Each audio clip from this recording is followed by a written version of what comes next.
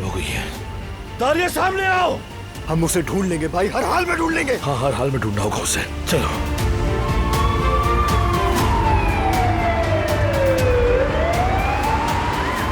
क्या हुआ इसे?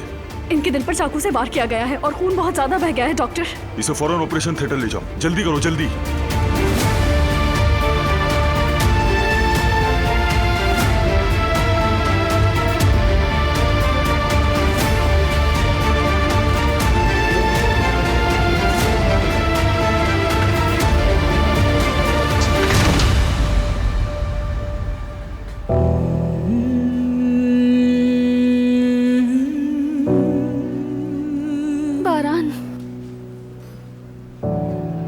ठीक हो जाएगा करीम, वो ठीक हो जाएगा, हौसला रखो।